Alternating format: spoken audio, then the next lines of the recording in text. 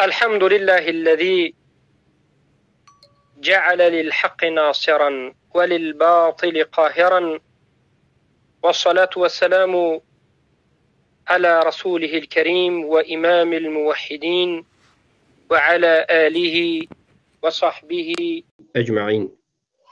أما بعد، السلام عليكم ورحمة الله وبركاته. برادران و خواهران عزیز اهل توحید و مسلمانان منطقه تاجیکستان و همه مسلمان هایی که صدای بنده را میشنوند و مقصد بنده را میفهمند. حالا ما خواستیم جواب به علماء سو، جواب به علمای طاغوتی، جواب به اون علمایی که در عهد و پیمانشان ثابت نایستادن بدهیم که امروز یک چند نفر از صوفی های طاغوت پرست های دین فروش های خائنان فروخته شدگان و طاغوت پرستان از منطقه خوجند بالا شده اند و در حق طالب علمان اهل سنت و الجماعت طعنه میزنند، دروغ میگویند، تهمت میبندند که اونجا کنیه مرا ابو محمد مدنی را استفاده بردند و مرا خطاب گرفتند و به من این نوارها را نوشتند. اولا جواب ما به این علماء سو همین است که اتقوا الله، از الله بترسید. اتقوا الله، از الله بترسید که رب العالمین است و روز شما در روبروی این الله راست می ایستید و به دروغ‌های خود، به خیانت‌هایی که بر دین کردید جواب خواهید داد. حالا بیایید صحبت این را مختصر گوش میکنیم که چی میگوید. الحمدلله مردم ما در تاجیکستان در طول 1400 سال زیاده ایمان و اعتقاد راسخ و در اساس مذهب امام اعظم رحمت الله علیه عبادت زندگی کرده ایستادند و تا آن دمی که این گروه ها پیدا نشدند بین ما وحدت متحدی در مسئله های دینی یگان خیل اختلاف ها به میان آمده بود. همه الحمدلله نماز می خواندند، مسجد می رفتند. ببینید دشمنان ما آنقدر با حیله و نیرنگ به جماعت، به جمعیت ما سر خود را در آوردند و مقصد آنها یگانه هست: اختلاف، ضدیت، بغض و عداوت و بالاخره خون ناحق ریختن است. اینها به این مقصدهای شوم خودشان. بارک الله فیکم. اولا انسانی که در اینجا صحبت میکند معروف به نام کلانزاده از شهر خوجند باستانی از ولایت سغد امروزه هست. کلانزاده معروف است، حتی پدر ایشون گذشته خیر معروف است و خود ایشون معروف است در خدمت صادقانهش به حکومت و ضدیت‌هایش به شریعت و دشمنیش به قرآن و سنت و عقیده اهل سنت و الجماعت. علماء اصول، علمایی که خیانت کردید مقابل قرآن و سنت و مقابل فهم سلف صالح می ایستید، شما فکر نکنید که مردم شما را نمیشناسند. شما فکر نکنید که ما شما را نمیشناسیم. هر یک شما را، تاریخ شما را، گذشتگان شما را و چگونه بودن شما را خیلی هم خوب میدانیم و میشناسیم. حتی شاید خود شما کلانزاده یگان زیوانی بزرگی هم داشته شاید باشید، شاید پلکونیک از اون بالاتر یا پستر باشید. در شهر خوجند شما را کلانزاده پلکونیک میگویند، اگرچه شما نفهمیده باشید، شاید این خبر به شما نرسید، یکی شما را همه آقای کلانزاده پلکوونیک میگن. برای چی؟ خود شما میدانید که خدمت صادقانه را با الله سبحانه و تعالی و برای دینش و برای نصرت سنت رسول الله و برای ظاهر شدن حق و یکتاپرستی کردید، یا خدمت صادقانه خود را به جناب خود، به طاغوت خود، به این رئیس الرؤسا کردید؟ شما میگویید 1000 سال است، 1000 سال است، 1400 سال است که علمای ما در مذهب ابو حنیفه همه خوب و همه آمده اند. بله، این سخن شما خوب است، ما به این سخن شما ضدیت نداریم و به همین صحبتی کرده شما خود شما ضد هستید. علمای 1000 ساله گذشته خود را ما امروز گفته ایستادیم. ما امروز میگوییم که شما، امثال شما از جنوب تاجیکستان به مانند میرزا و عبدالرحیم قزاقانی و باختری و ایشانها و این مسخره بازان و این خائنان و شما و امثال شما که یک چند نفر از خوجند برآمده دست پرورده های حکومتی خدمت صادقانه کننده به حکومت، شما را ما پیروی نمی کنیم، دین را از شما نمی آموزیم، زیرا که شما خیانت کردید به اصل دین. شما حقیقت را نگفتید. حقیقت نگفتن که یک طرف است. به دین الله و رسول می جنگین، به عقیده صحیح می جنگین. و ما گفتیم که ما به علمای سلف صالح که اینچنین از بخارا بودند، از سمرقند هم بودند، از ماوراء النهر که خیلی هم زیاد بودند، از فارس هم بودند، از عرب بودند و از غیره بودند، از همه اینها که سلف صالح بودند پیروی میکنیم. و ما این سخن را از پیش خود نگفتیم، از پیش خود چیزی را به دین الله مثل شما اضافه نکردیم. ما همان چیزی را گفتیم که رسول الله به ما نشان دادند و ترک کردند و گفتند ترکت فیکم امرین لن تضلوا ان تمسکتم بهما بعدی. من به شما دو چیز را گذاشتم که اگر به همین دو چیز چنگ زدید بعد از من هرگز گمراه نخواهید شد. این دو چیز چی است؟ کتاب الله و سنتی، کتاب الله و سنت رسول الله صلی الله علیه و سلم. و در جای دیگر گفتند که همین کتاب الله و سنت رسول الله را به فهم سلف صالح فهمید. و ما گفتند تمسکوا بسنتی و سنت الخلفاء الراشدین المهدیین، چند بزنید به سنت من و به سنت خلفای راشدین مهدیین صحابگان رضی الله عنهم. و فرمودند صلی الله علیه و سلم که خیر القرون قرنی ثم الذین یلونهم ثم الذین یلونهم، بهترین قرن قرن من است و بعد از این قرنی بعد دوم است و بعد از این قرن سوم است. ما قرن اول دوم سوم را که علمای سلف صالح بودن قبول داریم. البته اون کسانی که صالح نبودن، اون کسانی که باطل بودن قبول نداریم، اما علمای سلف صالح قبول داریم، از صحابگان تابعین و تبع تابعین، و در جمله 4 مذهب را قبول داریم.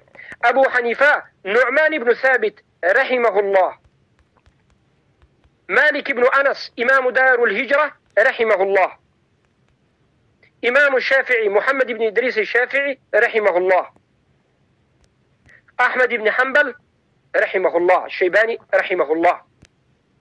4 مذهب را قبول داریم و ما مردم مسلمانی که به این 4 مذهب پیروی میکنند هرگز به اونها نگفتیم که مذهب در مذهب باشید شما باطل هستید، در مذهب باشید شما مسلمان شاید اعوذ بالله نباشید. این چنین سخن را هرگز ما نگفتیم. بله این 4 مذهب را قبول داریم. بله هر کسی حق دارد از یکی از این 4 مذهب ها پیروی بکند و ما فقط گفتیم که تعصب در مذهب نکنید. قرآن و سنت را ترک کرده گفته های بنام این علمای سوی امروزه را مذهب نگویید. ما فقط یک چیز گفتیم، مذهب ابو حنیفه دیگر چیز است، علمای امروزه تاجیکستان دیگر چیز است. مذهب ابو حنیفه در یک وادی هست، در یک جا هست. شما علمایی که دعوای حنفیه دارین در دیگر منطقه هستین. شما نه عقیده ابو حنیفه را دارین، نه فقه و اجتهاد ابو حنیفه را دارین. شما تمام دینداریتون مخالف به ابو حنیفه رحمه الله است. ما فقط همین سخن را کردیم. ابو حنیفه طاغوت پرست نبود رحمه الله.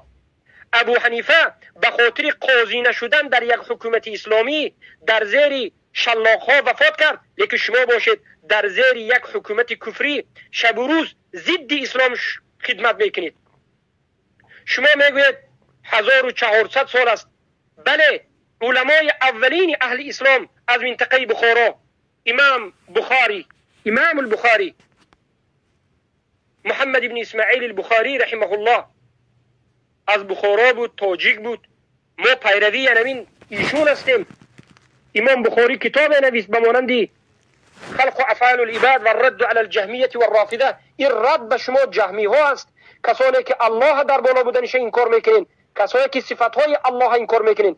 امام بخاری همون امامی که تاجیک بود ضد شما هست و شما را کافر میگوید به خاطر اینکه این علمای صوفی و این علمای درباری الله در بالا بودنش انکار کردین. خیلی که حاجی میرزا و غیره و خودت و دیگران صفات های الله تعویل میکنین. امام بخاری کسانی که صفات های الله تعویل میکند گفت که اینها جهمی هستند، اینها گمراه هستند.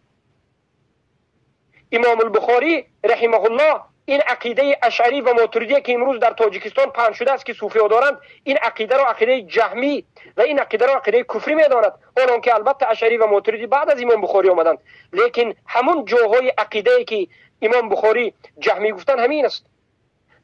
صاحب کتاب ذم الکلام الهیروی ابو اسماعیل الهیروی عقیده اشعری و ماتریدی و صوفی و درباری و طاغوت پرستی را کفر شرک میداند و این را بدینی میداند. این عالم فارس بود. عبدالله ابن مبارک، محمد ابن سیرین، عثمان ابن سعید الدارمی، الکرمانی، حرب بن اسماعیل الکرمانی و اینچنین ابن جریر الطبری، بغوی، دهها و صدها علمای سلف و غیر سلف را به مانند اینچنین ابو زرعة الرازی، ابو حاتم الرازی، ابن ابو حاتم و غیر ذکر میکنیم که همه اشان علمای فارس هستند و عقیده شما را، طاغوت پرستی شما را انکار میکنند.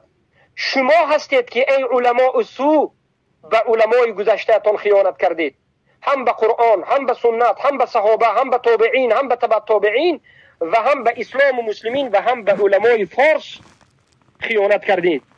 اما ما باشیم، ما پیروان قرآن هستیم، پیروان سنت رسول الله هستیم، پیروان صحابه، تابعین، تبع تابعین، پیروان 4 مذهب رحمهم الله و اینچنین پیروان همون علمای تاجیک هستیم که حق را گفتند. و آیا ای کلانزاده، جناب پالکوونی کلانزاده، آیا شما معصوم خوجندی را نمیشناسید؟ محمد معصوم خوجندی، ابو عبدالرحمن هم در جای ابو عبدالکریم میگن، ابو عبدالکریم المعصوم الخوجندی رحمه الله که 60 سال پیش در مکه مکرمه وفات کرده است. چه عقیده دارد؟ درباره قبر پرستی چه عقیده دارد؟ درباره طاغوت پرستی چه عقیده دارد؟ درباره لا اله الا الله چه عقیده دارد؟ و علمای صوفی و خیانتکار و ماتریدی و اشعریه که در این منطقه خوجند بودند، مرغلان بودند، چگونه رد و انکار کرده است؟ کتابهایش امروز به تب رسیده و منتظر است و منتشر است و منتظری شما ای اهل خوجند است. این ابو عبدالکریم الخوجندی، معصوم خوجندی، از منطقه شما بوده. ای اهل خوجند، ای خوجندی ها، علمای شما این خیانتکارها نیستند، این پیشواها به شما خیانت کردند، بلکه علمای حقیقی شما به مانند ابو عبدالکریم معصوم خوجندی رحمه الله است که در مکه مکرمه بعد از هجرت، بعد از تألیف کردن 10 کتاب وفات کرده است. پس این دعوایی که شما دارید که میگوید 1400 سال همه تینج امان بودو، انکنون ما آمدیم و ما یا که ابو محمد مدنی آمد شما را به فتنه میکشد، این دعوای باطل است، این دروغ است. بلکه شما هستید که خیانت به دین و آیین، خیانت به مسلمان ها، به قرآن و سنت و سلف، خیانت به علمای حقیقی ربانی ملت فارس و ملت عرب و سلف صالح کردید. اما ما حقیقت شما را فهمیدیم و ما چنگ به حق زدیم و چنگ به همون علما زدیم و ما هیچ فتنه را انجام ندادیم، هیچ فتنه را انجام ندادیم. ما فقط گفتیم یا قومی اعبدوا الله ما لكم من اله غیره. ای قوم من، ای ملت تاجیک، یگانه الله را عبادت بکنید، غیر از الله دیگر اله به شما وجود ندارد. نگهدارنده شما الله هست، شفا دهنده شما الله هست و مریض دهنده شما هم الله هست. حکم الله هست، محکمه الله هست. قبر پرستی را، سنگ پرستی را ترک بکنید. ای مردم من، این الله یکتا و تنها در بالای آسمان ها، در بالای عرشش هست که زیاده از 1000 دلیل بر این وجود دارد. اما شما ای علماء سو، دعوت به طاغوت پرستی، دعوت به دیگر کردن مذهب، دعوت به خیانت کردید. چقدر مزارها منتشر است، چقدر قبرها منتشر است، چقدر مقبره ها منتشر است، چقدر مردم قبر پرست شدند. شما درباره قبر پرستی، این کار قبر پرستی سخنی نمیگویید. درباره لا اله الا الله، کفر به طاغوت سخنی نگفتید، بلکه شما دعوت میکنید مردم را به طاغوت پرستی، به غلامی، به سرخمی و به شرمندگی و به انسان پرستی. کی از شی خیانتکار؟ شما یا ما؟ امروز الحمدلله مردم خود میتوانند قضاوت بکنند. مردم قضاوت بکنید. و جواب ما به شما همین آیت ها است که میگوییم اعوذ بالله من الشیطان الرجیم و یا قوم ما لی ادعوکم الى النجاة و تدعوننی الى النار.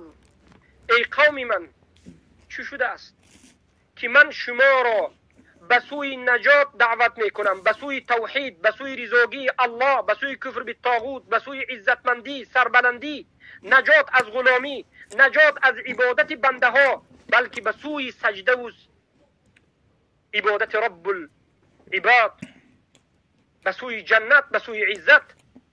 اما شما باشید ما را به سوی نار دعوت میکنید.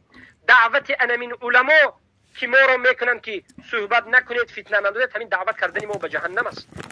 زیرا که ما داریم سخن حق میگیم، اینها میگن که سخن حق نگو. ما را میخوان که مثل خودشون پلکوبنیک باشیم. در دوام سوره غافر آیت 41 را تلاوت کردیم تا 46 میرویم. در دوامش الله میگه، خبر میتد از یکی از انبیاها که تدعوننی لاکفر بالله و اشرک به ما لیس لی به علم و انا ادعوکم الى العزیز الغفار. مرا دعوت میکنید به سوی کفر ورزیدن به الله، مرا دعوت میکنید به سوی شرک ورزیدن به الله، در حالتی که به این چیزها علم نداری. و من باشم شما را ای علماء اصول دعوت میکنم به سوی عزیز غفار، به سوی الله، به سوی قرآن و سنت با فهم سلفی این امت. بیایید این اختلافی که در بین ما و شما است با قرآن و سنت حل بکنیم. اما افسوس که شما فتنگران، شما خیانتکاران دیده و دانسته از حق دور می شوید.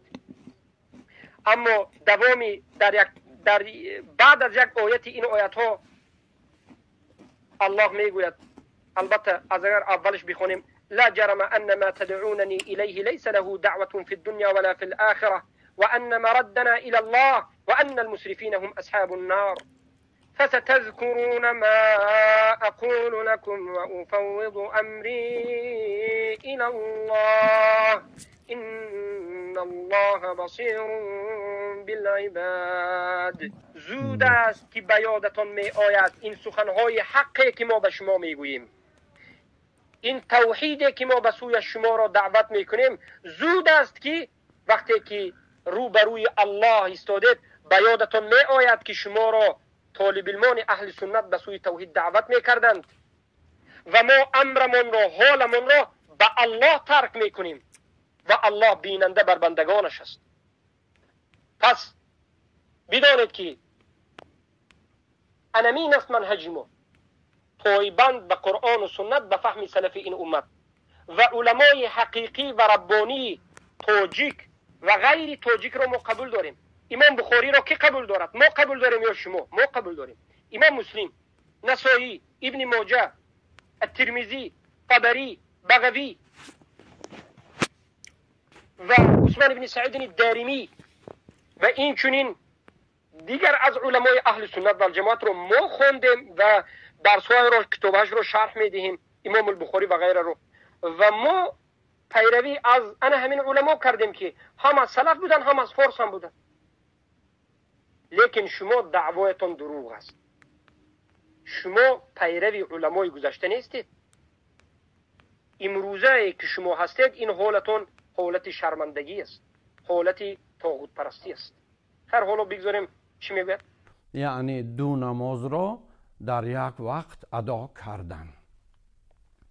خب اگر من از اهل نمازگزاران تاجیکستان پرسم، ازبکستان پرسم، آسیای ما پرسم که این مسئله کی پیدا شد، آنها میگویند که این مسئله نو هست. ما در جوانی وقتی که نماز میخواندیم تا آن دمی که این گروه های افرادگر پیدا شدند این مسئله ها بین مسلمانان نبود. همه نماز را در وقتش میخواندند. فرض بود. نمازی بامداد، پیشین، عصر، شام، خفتن. کسی فکر نمیکرد که این نمازها را یک جا خواندن ممکن است. اکنون اغواگرایانه، حیله‌کارانه بین مردم مسلمان و مذهب حنفی، مذهب ما تاجیکستانیان، این مسئله را با چنان دلیل و حجت‌هایی به خودشان فایده آور گپ میزنند و آن به مذهب‌هایی که به ما مذهب لازم نیست میگویند برای جوانان ما خلاصه های مذهب های امام شافعی یا امام مالک یا امام حنبل که آنها هم اهل سنت و الجماعت هستند، آنها این مسئله ها را از وی نقطه نظر مذهب ها پیشکش میکنند.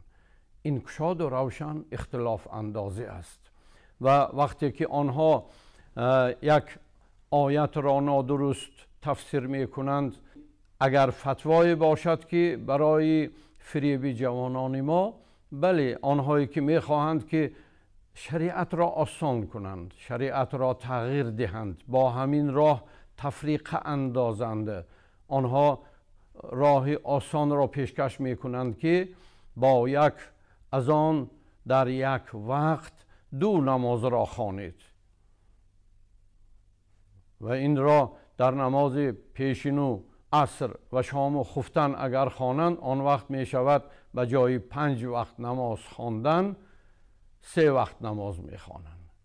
خب بگذار اهل تشیع این عمل را کنند، اما مذهب ما در این طول 1400 سال با دلیل های قطعی و روشن و واضح تعلیم دادند و مردم مسلمان عالم که 70% آنها حنفی مذهب هستند به این راه و روش اطاعت میکنند. الحمدلله و ما هم اطاعت میکنیم. یگان نفر خادم دین اهل علم تاجیکستان به این فتوای آنها راضی نیست. همه مقابل هستیم.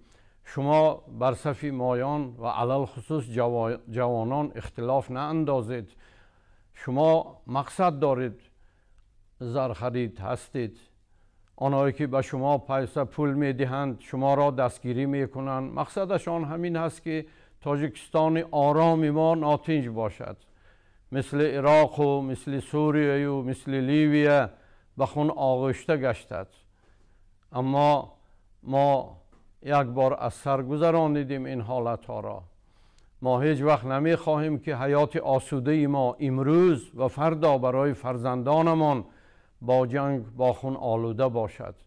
ما مذهب خود را حفظ حمایه می کنیم، دین خود را حفظ حمایه می کنیم، قرآن و حدیث خود را حفظ حمایه می کنیم، این سرزمین مقدس خود را.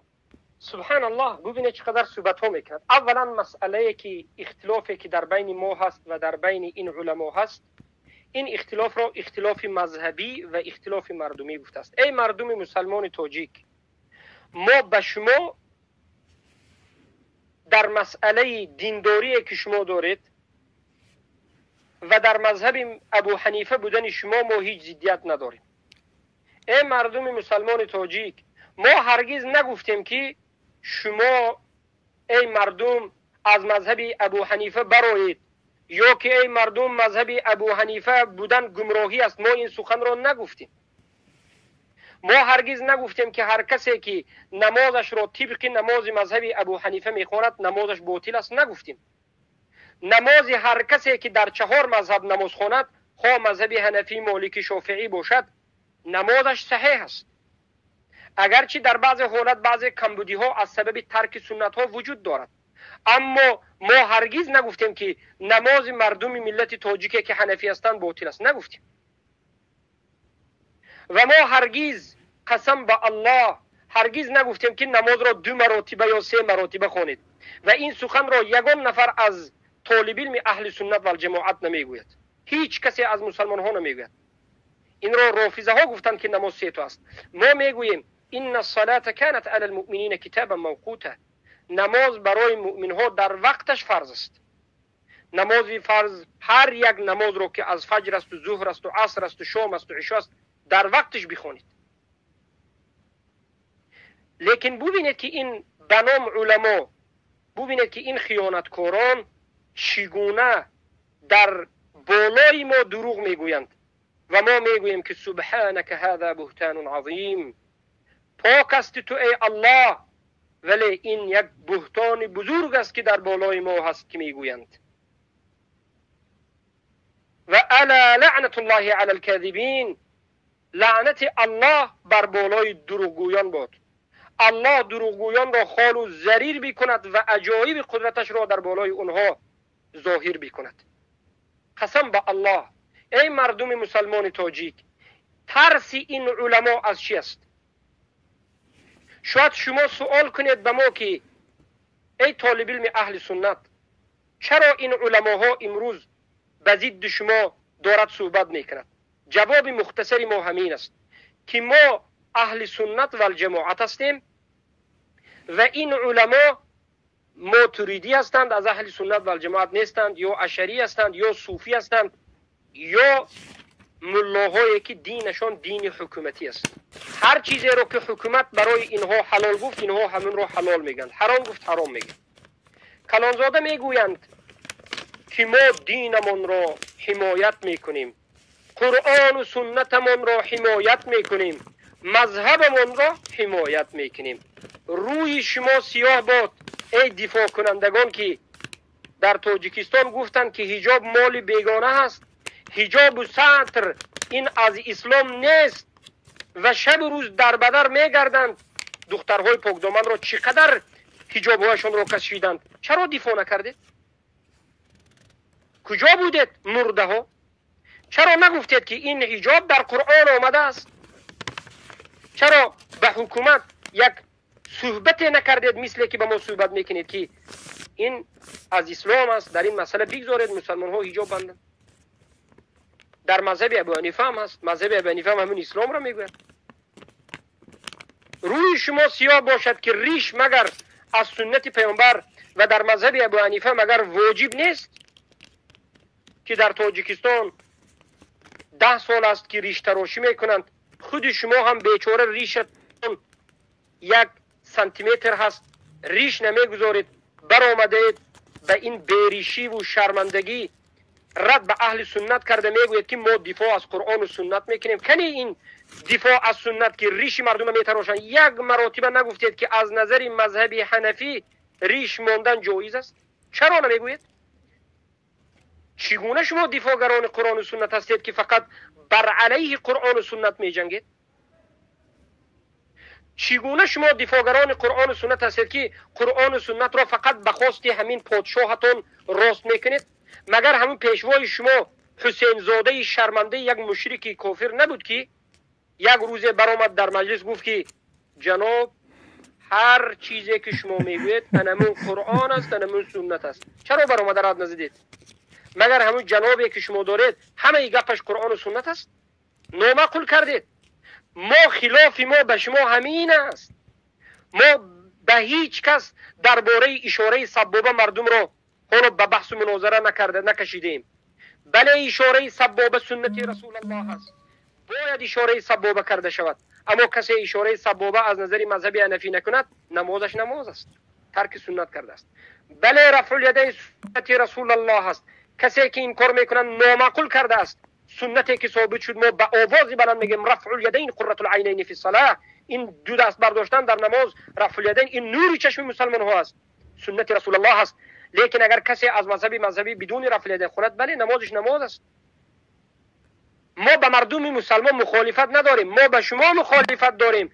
شما خیانت کردید، شما دین را فقط بردید به همون پرزیدنتتون و به رئیستون میچسبانید. یک رئیس شهر اگر زنا را حلال بگوید، شما هم به همون حلال گفته رفته ایستادید. مخالف قرآن و سنت دارید صحبت میکنید، نام دین را فقط اسلام میگوید، لیکن هر چیزی که خودتون خواستید میکنید. هواپرستان، شهوت پرستان، به خاطر خانه خود، به خاطر فرزندان خود، به خاطر کیفیت و عیش عشرت خود شما اسلام را دیگر کردید و شما میخواهید که به خاطر دنیای شما ما هم قربان شما شویم. توف بر شما علماء السوء، توف بر شما طاغوت پرستان. ما به خاطر دنیای شما هرگز دین خود را به گجای نمیگذاریم. ما به دینمون فخر و به این سنت چنگ میزنیم و همیشه عمل به قرآن و سنت میکنیم. بین ما و شما اختلافی که است، اختلاف فقهی نیست، اختلاف عقیدوی است، اختلاف در اصل دین است. ما میگوییم لا اله الا الله، نیست معبودی بر حق بجز الله، و کفر ورزیدن به طاغوت و ایمان آوردن به الله. شما که ندارید، معنای لا اله الا الله را نمیدانید، خطا میفهمید. کفر به طاغوت اصل دین ندارید. کجا است دین شما؟ کجا است؟ نه به سنت نه به اصل دین. ما حالا به اختلاف به سنت نرفتیم، ما در اصل دین به شما مخالفت داریم. شما تاجیکستان رو همه رو روسیا کردین، همه رو به نام تروریست و به نام نمیدونم این جماعت و آن جماعت در تمام عالم روسیا کردین و ما را هم تهمت میکنین که از کدام جماعت است. هزار مراتب ما گفتیم که طالب علمان اهل سنت هستیم، دانش آموزان آزاد هستیم، در یگان جماعت حزبی حرکت نیستیم و قرآن و سنت را به مذهب سلف این امت میگوییم. ابو حنیفه را قبول داریم رحمه الله میگوییم، حنفی ها را هم میگوییم که بله حنفی باش و منصف و تعصب نکن. اما شما نه حنفی هستید و نه مسلمان هستید.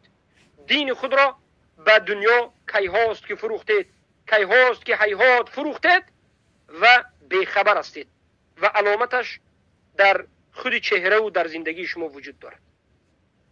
الله المستعان. برای همین مردم این چنین علما را پیامبر صلی الله علیه وسلم علمای جهنمی گفتند، دعوت کننده به سوی جهنم گفتند که در دروازه های جهنم نشسته شما را به اون طرف میکشند. ببینید چقدر دروغ به ما میبندند. گویا که اختلاف ما در مسئله یک مسائل سنت، یک سنت هایی که مندوب باشد، سنتی نماز باشد. ما در مسئله کفر شرک صحبت میکنیم، اینها توحید انکار میکنند، کفر اسلام میگن. به نام مذهب ابو حنیفه یک دیگر دین جور کردند و خودشون ساختند. با به 1400 سال میروند که بر علیه خودشون است. دروغگویانند، کذابانند. اگر دروغگو نباشد بیایید مباهله بکنیم، از الله لعنت طلب بکنیم که کسی که دروغگو باشد الله خوار و ذلیل و لعنتش بکنه. الله المستعان. از الله بترسید، دروغگویی را، تهمتگرایی را بس کنید. اغوا انداز کی است؟ مگر شما نیستید که سنت را انکار میکنید، توحید را انکار میکنید، اصول دین را انکار میکنید و دین را آوردید و به زیر یک انسان انداختید؟ هر کسی که حقیقت را میگه دورا اغوا انداز میگه. اغوا انداز شما هستید، اغواگران واقعی شما هستید. به خاطر حیاتتون مردم تاجیک را خوار و ذلیل کردید، دروغ گفتید، بهتان کردید و به دین الله خیانت کردید. مقدس خود را حفظ و حمایه میکنیم و شمایان از کجا باشد بانگ و داد و وای میگویید، آخرش وای است، آخرش بد است. در کجای نباشیم آخرش وای نیست. ای شرمنده. پیامبر صلی الله علیه و سلم از بهترین سرزمین که مکه بود به خاطر دین به مدینه رفتند. بله از سرزمین بیرون میشویم به خاطر آزاد، به خاطر به دینمون عمل کردن، به خاطر ریش گذاشتن، به خاطر توحیدمون. اما شما خوار و ذلیل شدید. کارگر شدید، پلکونیک شدید. فرق من و شما همین است که ما ترک کردیم، شما ترک نکردید. ما هجرت کردیم و شما نکردید. آخری ما وای نیست، برای اینکه ما حق را میگوییم و حجت داریم. آخری شما ای علماء اصول وای است. از الله بترسین. آخری ما الحمدلله ان شاء الله سعادتمندی و این دنیا و آخرت است. زیرا که در حق هستیم. قرآن و سنت رو میگیم. آخر شما وای است که اولیای شما شیطان است. آخر ما خوشبختی است، نور است. اولیای ما الله است. خیلی که الله سبحانه و تعالی میگوید الله ولی الذین آمنوا یخرجهم من الظلمات الى النور والذین كفروا اولیاؤهم الطاغوت یخرجونهم من النور الى الظلمات. الله دوستی همون کسانی هست که مؤمن هستند و موحد هستند. الله موحدها را در کجای دنیا نباشند از ظلماتی، از بدبختی، از گمراهی همیشه حفظ میکند و همیشه اونها را در نور نگه میدارد. و اما دوست و اولیای کافرها، طاغوت پرستان، شرمنده ها و روسی های خیانتکاران شیطان است که آنها را از نور، از دین، از حق به ظلماتی، به شرک و کفر میبرد. اولیای شما شیطان است. اما ولی ما الله است. ولی ما الله است سبحانه و تعالی. و الله به ما وعده داده است که ان الله یدافع عن الذین آمنوا. الله دفاع میکند از اون کسانی که آمنو، ایمان آوردند، ای وحدو، یکتا پرست و موحد است. ما هرگز تفریقه را نخواستیم. شما این صحبتی که میگید که تفریقه میخواهید این بهتان است. ما همیشه وحدت امت اسلام را خواستیم. همیشه دعوت به یکتا پرستی کردیم. هر کسی که آمد وحدت در انمی یکتا پرستی است. بله البته ما تفریقه و جدا اندازاننده بین اسلام و بین کفر هستیم. بین توحید و بین شرک هستیم. نام قرآن فرقان است. نام قرآن جدا انداز است. دین ما، قرآن ما پیش از همه الله و رسولش فرق گذاشته است. تفریقه و جداگی انداخته است بین توحید و بین شرک، بین اسلام و بین کفر و بین حق و بین باطل. مگر شما مخته میکنید؟ از الله بترسید. خیانتکارها و تفریق اندازها شما هستید که تفریقه شما در قرآن است. قرآن را تفریق انداختید، سنت را تفریق انداختید، از امت خودتون را جدا کردید. چون که شما به جای وحدت تفریقه را پیشکش میکنید. برای آبادی ویرانوی را، ویرانکاری و ویرانشوی را پیشکش میکنید. و من در آخر از تمام اهل علم تاجیکستان خواهش میکردم، دعوت میکردم در برابر استادان گرام حاجی مرزا داملا، حاجی مولوی و دیگران که در صد این گونه دخالت‌های خارجی و دشمنانه و اختلاف انگیزانه، اغوا انگیزانه یک جایه باشند. ما اگر امروز دین خود را، مذهب خود را، حیات خود را، تاجیکستان خود را، آینده خود را حفظ نکنیم، ما دیده ایستاده که این دشمنان در برابر دیگر. الله المستعان. یعنی میگوید که دین خود را این اون. ما چی گفتیم؟ ما تا همین روز غیر از سخن نیکی به این مردم چیزی نگفتیم. غیر از یکتا پرستی به این مردم دیگر چیزی نگفتیم. غیر از حیات و سیره رسول الله دیگر چیزی به این مردم نگفتیم. غیر از سخن حق دیگر چیزی به مردم نگفتیم. و حتی بار دیگر میگم مذهب ابو حنیفه را همیشه گفتیم که کسی ابو حنیفه باشد بیاموزد و متعصب نباشد. اما شما کی را میخواهید دفاع بکنید؟ از کی وظیفه برداشت شده اید؟ انا همین ناآزادی که امروز وجود دارد، انا همین روز این کار سطر و این کار ریش و این کار دین و هزارها جوانها را بردند و به تهمت‌های لایک و دروغ و نمازخوانی تهمت میکنند تا 18 ساله نماز خواندن ممکن نیست و غیره و غیره. همین است مگر دینداری شما؟ همین را میخواهید دفاع بکنید؟ از الله بترسید. در رسانه ها فتواهای زیاد شنیده می شود و علال خصوص با نام ابو محمد مدنی، او خودش از تاجیکستان است ولی افسوس به دیار خودش، به هموطنان خودش راه غلط را تعلیم می دهد. با کدام راه ها علم گرفته است؟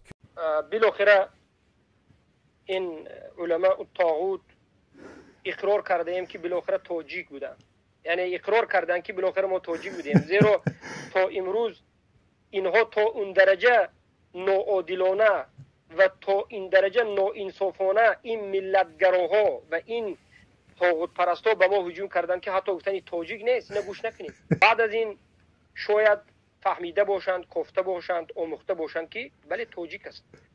اولا در دین ما تاجیک بودن و تاجیک نبودن ملتگرایی این خودش یک جاهلیت است.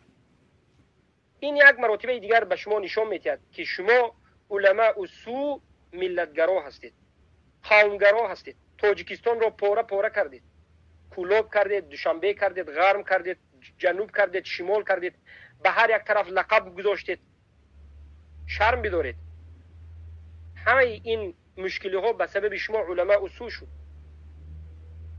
و بالاخره بله تاجیک هستیم و تاجیک بودن یگان فخر نیست و این اختیاری ما هم نیست.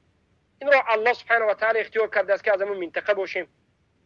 لیکن تاجیک ها را که مسلمان هستند همیشه به حکمت و به ادب و مردمی با وفا و با عدل هم دیدیم.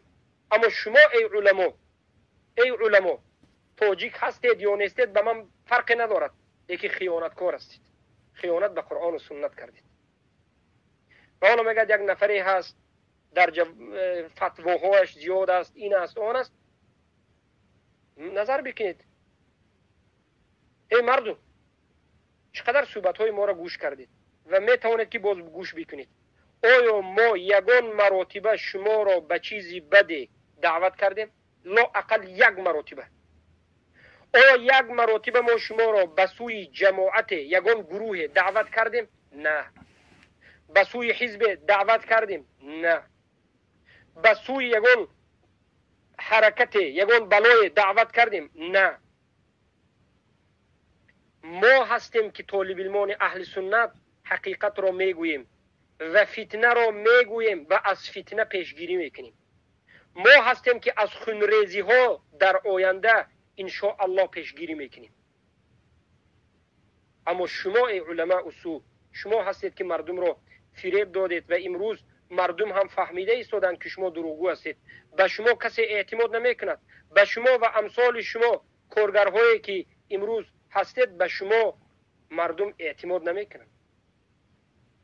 و مردم باید بدانند که در عقب شما نماز خواندن هم درست نیست. نمازی که از عقبی همچنین به نام علما خونده می شود، علمان عملا کارگرها، نماز هم باطل است.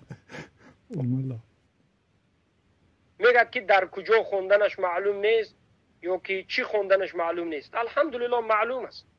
عدم علمی که بشیء لا يدل على عدم هذا الشيء.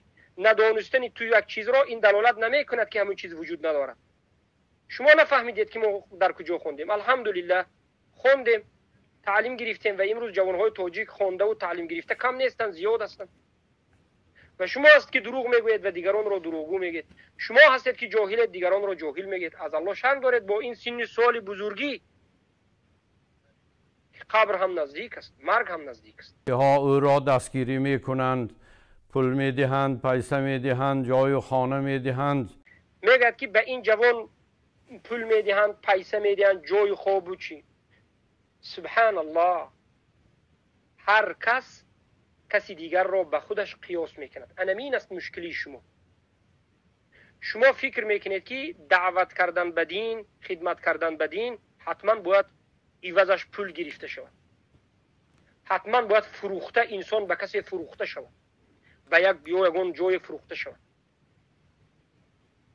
چنانه که خود شما هستید. تا زمانی که به شما امر نشود صحبت نمیکنید. معاش های شما معلوم است. زندگی شما از همین چیز است. این خود شما هستید که از بالای دین انا همچنین کردید. لیکن طالب علمای اهل سنت و الجماعت آزاد هستند، آزاد هستند. نه به یگان جای، نه از جای سپاریش بیاید، نه از جای یگان پول مبلغ بیاید. زندگیشون همچنین است. این یک فضل الله است. باشد هم فضل الله است سبحانه و تعالی. این خودش یک بار فکر کند که چیکار کرده ایستاده است.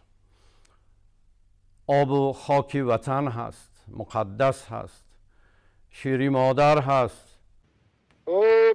آب و خاک وطن را کی مقدس گفته است؟ اولا هر جایی که به حکم غیر الله حکم شود اینجا دارالکفر است.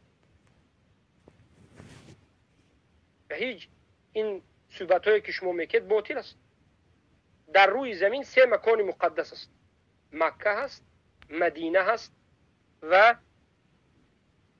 مسجد الاقصی گرد اطرافش شام. یعنی بگوید این علمای سو یک دلیل رو بیارد که غیر از این 3 جا یگان جای دیگر مقدس باشد. شما خاک و آب وطن خودتون رو مقدس گفتید، خوجنده ها خوجند رو مقدس گفت، کولابی ها حاجی میرزا برآمد کولاب رو مقدس گفت، یک حکمت الله قبرپرست دیگرش تاجیک آباد رو مقدس گفت. شما دیوانه ها این صحبت ها رو از کجا میگیرید؟ پیامبر صلی الله علیه و سلم 3 مکان رو گفتند که الله اختیار کرده است: مکه، مدینه و همین بیت مسجد الاقصی که فلسطین است. دیگر جایی نیست. این بافته شما، دروغ شما است. شیر مادر هست. شیر مادر به شما چی ربط دارد؟ بله شیر مادر هست. چی شده است به شیر مادر؟ شما هستید که به شیر مادر، این پیشوای شما است که به شیر مادر قسم میخورد که شرک است. شیر مادر بزرگ شمرده قسم خورد شرک اکبر است. اگر بزرگشون نشمرده باشد این مسئله جداگانه است. ما به شیر مادرمون الحمدلله که یک به یگان جای دین ربط ندارد، الحمدلله صادق هستیم، دین خوندیم و تعلیم گرفتیم و تعلیم داده ایستادیم. شما هستید که اگر شیر مادر باشه بنده میدارم به شیر مادرتون والله نمیشد خیانت کردید. تاجیک و تاجیکستانی هست، اهل ایمان و اسلام هست. بله مردم تاجیکستان مسلمان است، اهل آدم اسلام است میگید. بله هر کسی که در تاجیکستان نماز میخواند خودش مسلمان میگوید و نماز میخواند، ما او را مسلمان میگیم. همه تاجیکستان بوده رو مسلمان نمیگیم. هر کسی که نماز میخواند و به اسلام عمل میکند مسلمان است. بی نماز مسلمان نیست. در تاجیکستان دیگه غیر مسلمان هم هست. ما هرگز همه تاجیکستان رو غیر مسلمان هم نگفتیم. مسلمان، بله تاجیکان مسلمان هستند، اکثریت مسلمان هستند. آداب و اخلاق هست، بله آداب و اخلاق ما ثابت است ایستادیم. اولین آداب اخلاق به الله هست، بعد از این به مردم است. حق الله چی است که پیامبر صلی الله علیه و سلم گفتند؟ حق الله علی عباده ان یعبدوه ولا یشرکوا به شیئا. یگانه الله عبادت بکنند و به الله شریک کسی رو قرار ندهند. و بعد از این حق مردم است که به مردم حق را رسانند، سخن حقیقی را بگویند و مثل شما خیانت نکنند و مردم را فریب ندهند و مردم را فریب داده از بالای مردم نخورند، نان مردم را نخورند. خودشان کیف و صفا کرده دین فروخته گرشته مردم ملت خوار و ذلیل نکنند. روی مردم تهمت کرده همیشه تروریست نگویند. شما علمای سو انا همین یک چند سال است چیکار کرده ایستادید؟ غیر از جوانهای ملت کشتن، غیر از روی چهره ملت تهمت کردن، شما دیگر چی وظیفه دارید؟ ای خائنان تاجیک، چهره سیاه شما، خیانتی که به این ملت کردید و پستی که این ملت را آوردید و دروغایی که گفتید و جوانکشی این ملتی که شما علماء سو کردید، تاریخ اینا ثبت میکند و ما تاریخ شما را می نویسیم. تاریخ علمای سوی درباره در عصر 21 گفته کتابی را درباره نام به نام شما از روز تولد تا مرگتون می نویسیم که چگونه به این ملت خیانت کردید، چگونه به اسلام خیانت کردید، چگونه به مسلمانان خیانت کردید. نام شما در تاریخ همچون خیانتکاران، دین فروشندگان، تهمت کنندگان و کذابان و فتنگران و تفریق اندازان و طاغوت پرستان باقی خواهد ماند باذن الله. نام ما طالب علمان اهل سنت و الجماعت، حق گویان، پیروان قرآن و سنت با فهم سلف این امت، اهل توحید باقی خواهد. خانواده های را که شما گمراه کردید، فرزندانی که از راه برآوردید، هیچ کسی را هیچ کس گمراه نکرده است. مسلمان شدن گمراه شدن نیست. مسلمان شدن گمراه شدن نیست. شما هستید که مردم را گرفت و گمراه میکنید. بالاخره همین است. یک سخنی شاید کوتاه شد، شاید دراز شد در حق این علماء اصول که ببینید هر یک جملهش یک تهمت است. هر جمله یک تهمت است. هر جمله یک دروغ است. لااقل بله یک سخن درست هم گفت، سخن حق گفت، تاجیک است، از تاجیکستان است، لیکن حاجی میرزا همین با خیانت کرد، گفت تاجیک نیست، لیکن بعد فهمید است که حاجی میرزا تاجیک بوده. اینها تاجیک ناآدم حساب میکنند. اینها در نزد اینها تاجیک خیلی آدم ندارد. گویو الحمدلله الحمدلله حق روز بر روز ظاهر شده ایستاده است، توحید ظاهر شده ایستاده است. ای جوانها، ای مردم مسلمان عزیز و شریف تاجیکستان، به این علمای درباری، به این علمای دروغگو، به این تهمتگران دروغگویان پیروی نکنید. سخنهای ما طالب علمان اهل سنت را گوش کنید که ما چی میگوییم، در اساس چی میگوییم.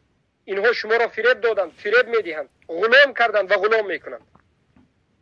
دست کشید از این علمای دروغگو، چنگ زنید به علمای راستگو. اینها اولیای شیطان هستند، به سوی اولیاء الرحمن اهل السنه و الجماعه بیایید.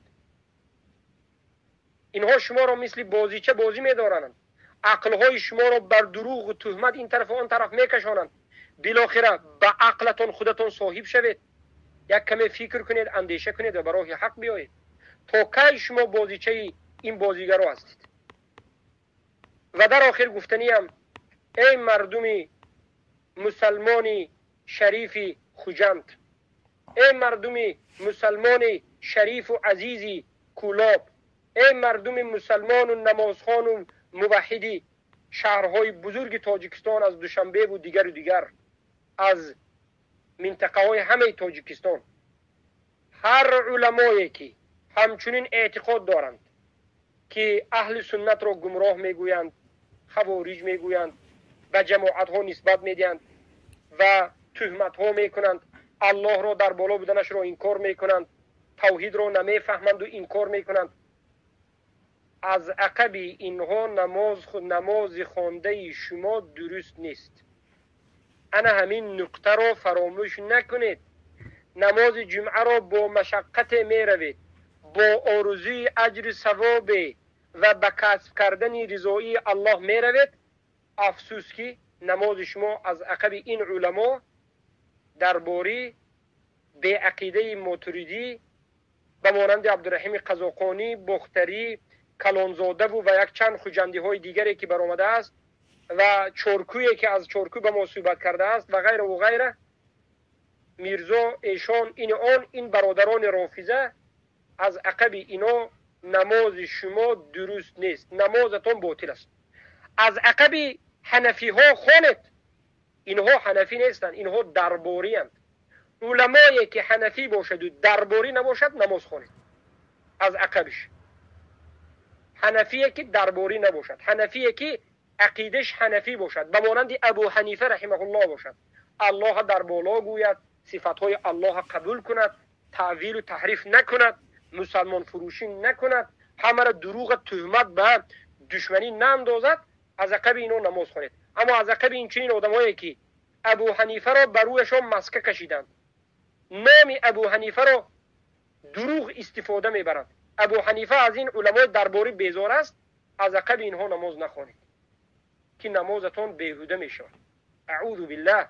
نمازهای جمعه، 5 وقته، عید، نمازهای جنازه ببرده اینها را به جنازه پدر و مادر و برادر و خواهر خود جنازه میخوانید. آیا میدانید که جنازه شما چی میشود؟ مردم به خود بیایید. اینها فریبگرانند، اینها دین را تجارت کردند. و انا همین است که پیام ما به شما بود و اینها یک چند نفر هستند که انمی یک چند نفر در حق ما گاز زدند که یک جواب ما به همه اینها است. لیکن یک حدیث رو میگویم که امام ترمذی در صحیحشون میارند، امام النسائی، حاکم صحیح میگویند قال رسول الله صلی الله علیه و سلم سيكون بعد أمراء فمن دخل عليهم فصدقهم بكذبهم وأعانهم على ظلمهم فليس مني. بعد از من امراهای می آید گفتن، امیرهای می آید، هر کسی به نزد همونها رود همون دروغگویی های همونها را راست گوید. یعنی این امیرها، این پادشاه‌ها در دین الله دروغ میگویند، به دین الله دروغ میبندند. به مانند پادشاه تاجیکستان که ایجاب از ما نیست، میگه مثلا مال بیگانه است، میگه ریش تراشی میکند، مردم از نماز باز میدارد، شرک منتشر میکند، مسجدها را چی کرده است؟ اعوذ بالله و دیسک کلوب اینها تغییر میده، رقص و رقاصگی. هر کسی به نام علما باشد همین را تصدیق میکند، یا در ظلمش هر ظالم و هر دیکتاتور را یک عالم به نام بیاید و اعانهم علی ظلمهم، در ظلمش کمک کند. عالم ها طرفدار ظلم و ظالمی و دیکتاتوری باشند. پیامبر گفتند که فلیس منی، این علما از من نیست، ولست منهم منه، و من هم از او و از آنها نیستم. پیامبر از این درباره ها براءت خود اعلان کردند. ولیس بوارد علی الحوض، این چنین علمای سوی خیانتکار به حوض کوثر نزدیک نمی شود، وارد نمی شود. و من لم يدخل عليهم ولم يعنهم على ظلمهم ولم يصدقهم بكذبهم فهو مني، و هر کسی که به نزد اونها ندراید، ظالم ها را در ظلمش، دیکتاتورهای در دیکتاتوریش کمک نکند، در دروغهایش اونها را تصدیق نکند، او از من است گفتند و من از او است گفتند. و هو وارد علی الحوض، و او وارد حوض می شود. الله اکبر. پیامبر صلی الله علیه و سلم در حدیث دیگر گفتند خیلی که حسن است و صحیح هم هست و حاکم ذکر میکنند، ابو نعیم و قیلی دلمی رفاعی و در تاریخشون و غیر آوردگی است، از انس ابن مالک است که رضی الله عنه رسول الله صلی الله علیه و سلم میگند العلماء امناء الرسول، الرسل، علما این امانت نگهداران، امینهای رسولان هستند. علی عباد الله، بر بندگان الله. این علما هستند که حقیقت را از دین الله و رسولش میگویند. ما لم یخالط سلطان، تا همان وقتی که به سلطان آمیخته و به اونها داخل نشود. فان خالط السلطان فقد خانوا الرسل فاحذروهم واعتزلوهم، اگر اینها به سلطان و به اون پادشاه ها رفتند و اطاعت کردند و فروخته شدند، بدانید که اینها خیانت کردند به رسول الله، از اینها برحذر باشید و از اینها دور بشوید. سبحان الله. حدیثی که لا بأس به است از ابو هریره رضی الله عنه قال قال رسول الله صلی الله علیه وسلم يكون في آخر الزمان امراء ظلم ووزراء فسق وقضاة خون وفقهاء كذبه. پیامبر گفتند که در آخر الزمان امیرهای ظالم، وزیرهای فاسق، قاضیهای سودهای خیانتکار و فقهای دروغگو می آید. فمن ادرك ذلك الزمان منكم فلا يكونن لهم جابيا ولا عريفا ولا شرطيا. اگر همون زمان اگر شما بینید و هو طرفگیری از جمله اونها، طرفدار اونها، کمک کننده اونها، شرطی اونها نباشید، یعنی حمایت کننده میلیسی اونها نباشید. خیلی که این روایت رو الطبرانی در صغیر و اوسط ذکر کرده لا بأس به میگن، در روایت طریقش میگن، یعنی حدیثی که لا بأس به. روایت امام احمد ابن حنبل است و ابو داود در نسائی و دارمی است و اینچنین ترمذی در سننشون و ابو داود در سننشون میگویند که پیامبر صلی الله علیه و سلم گفتند ان ثوبان رضی الله عنه انه قال انما اخاف على امه الائمه المضلين، من بر امتم از علما و امامهای گمراه گشته میترسم. پیامبر بر امتشون میترسیدند که انا همچنین خیانتکاران و دروغگویان میآیند و امت را فساد میکنند. بله، یک عالم فساد شود امت فساد میشود. امروز یک چند بزرگان ملت تاجیک عقیدهش فاسد است، قبر پرست است، گمراه است، مخالف مذهب ابی حنیفه است، اینها حنفی نیست، ماتوریدی است و اینها قرآن و سنت انکار میکند. اینها تمام تاجیکستان به فسادی و به فتنه و به همون جنگ 1999 که همون ریزانیدن خون بود باز میبرند. همین ها هستند. از سبب جهل است. جهل همین خونریزانی به میبرد. الله المستعان.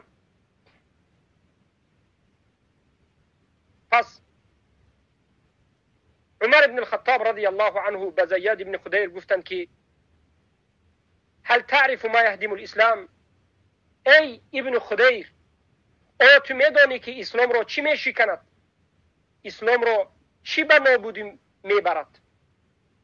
خدیر گفت که لا، ای عمر، نمیدانم که اسلام را چی به نابودی میبرد، یعنی اسلام را بالکل. عمر بن الخطاب گفتند که یهدمه ذلت العالم، اسلام را لغزش عالم، گمراهی عالم به نابودی میبرد. و جدال المنافق بالکتاب، یا مجادله و جنگ مبارزه منافق به کتاب الله و حکم ائمه المضلین. رواه الدارمی. یعنی یک وقتی که یک منطقه علمایش گمراه شد، در همون منطقه اسلام را به نابودی میبرند. سبحان الله. آیا همین گفته عمر بن الخطاب را شما در تاجیکستان دیدید یا ندیدید؟ بله، حقیقت اسلام نابود است. اصل دین در تاجیکستان نیست. حق را نمیگویند. الله المستعان. پس انا این بود. انا کنون میگویم که سلف صالح گفتند که رحمهم الله ان هذا العلم دین فانظروا من اين تأخذون دینکم. ای مردم، علم آموختن، نصیحت گوش کردن، این دین آموختن و دین گرفتن است. نظر بکنید که از کی علم آموزید و از کی نصیحت گوش میکنید. احتیاط شوید از هر کس علم نآموزید و از هر کس نصیحت گوش نکنید که اگر اینها گمراه باشند شما هم گمراه میشید. از علمای حقانی، از طالب علمان حقانی ربانی اهل سنت و الجماعت که از قرآن و سنت با فهم سلف این امت میگویند گوش بکنید، اما از خیانتکاران دور باشید. و این چنین بدانید که علما گفتند احمقترین انسان همون انسان است که دینش را و دنیایش را به خاطر یک دنیای دیگر آدم از دست میدهد. مردم، دینتون را به خاطر این علمایی که خیانت میکنند از دست ندهید. دامن این علما شما را در روز قیامت نجات نمیدهد. چگونه که بعضا میشنویم تاجیک های بیچاره میگویند دامن بابای ایشان گرفتیم اکن انمین است. میگن نه، دامن بابای ایشان بتون هیچ فایده ندارد. بابایت در روز قیامت برویت توف میکند.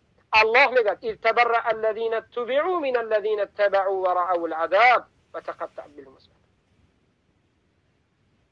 زمانی که انا همون پیشواهای که شما اونها را احترام کرده پیروی میکردید، روز قیامت میشود از شما بیزاری میجویند. میگن که چرا به ما پیروی کردید؟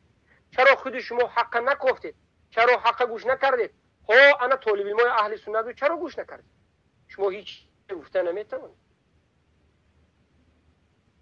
در روز قیامت بله میگوید که یک بار دیگر لو ان لنا کرة میگید اگر یک مرتبه دیگر دنیا میرفتیم فنتبرأ منهم، ما از اینها بیزاری میجوستیم، از این علما دور میشدیم، حق قبول میکردیم. کما تبرأوا منا، چه که اینها از ما امروز دور شدند اما گشته به این دنیا دیگر نمیآیید. حیات شما یک بار است. بیایید این حیاتتون رو به حق بگذرانید، بلا اله الا الله بگذرانید، به یکتا پرستی بگذرانید، به فریب اینها نروید. مطالعه بکنید کتاب‌های اهل سنت رو و گوش‌های خود رو با درس‌های اهل سنت و الجماعت همیشه شنوا گردانید. سبحانك اللهم بحمدك اشهد ان لا اله الا انت استغفرك واتوب اليك.